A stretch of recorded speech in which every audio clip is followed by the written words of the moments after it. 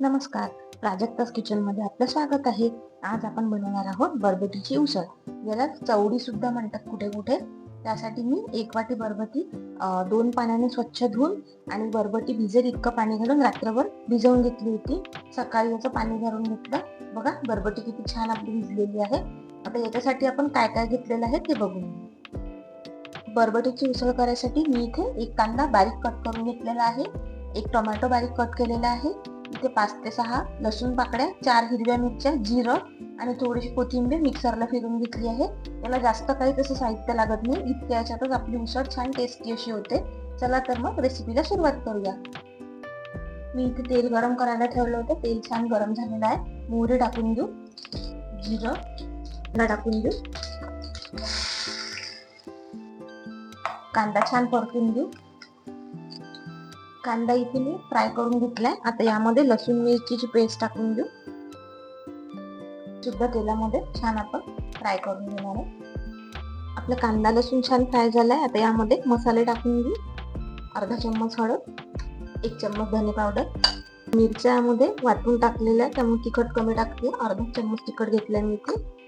अर्धा चम्मच कमी एवढा गरम मसाला, चवीनुसार मीठ. छान मिक्स करून घेऊ. टमाटे छान यामध्ये मिक्स करू आणि चांगले शिजवून घेऊ. टमाटर छान शिजलेले आहे. यामध्ये जी भिजवलेली बरबटी आहे ती टाकून घेऊ. यामध्ये छान अशी मिक्स करून घेऊ. आपली बरबटी इथे छान मिक्स झालेली आहे. आता याला झाकण ठेवून आपण असंच अर्धा मिनिट शिजवून घेणार आहोत. नंतर यामध्ये आपण पाणी ऍड करणार आहोत. एकदा हे छान असं मिक्स करून घेऊ.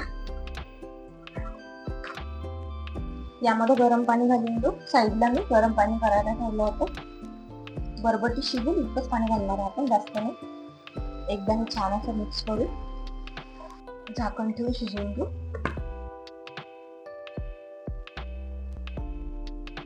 बघा आपली बरबटीची उसळ इथे रेडी आहे. मध्यात मी 1-2दा चेक केलं होतं. बघा किती छान अशी शिजलेली आहे. आता ही गरमागरम सर्व करू.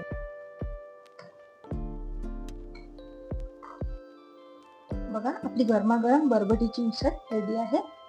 तुम्ही ही उसळ पोळीसोबत किंवा भातासोबत खाऊ शकता. एकदा अशी उसळ नक्की करून बघा. कशी झाली मला कमेंटमध्ये नक्की सांगा. व्हिडिओ आवडला असेल तर व्हिडिओला लाईक करा, चॅनलला सबस्क्राईब करा. भेटूया पुन्हा नव्या रेसिपीमध्ये. धन्यवाद.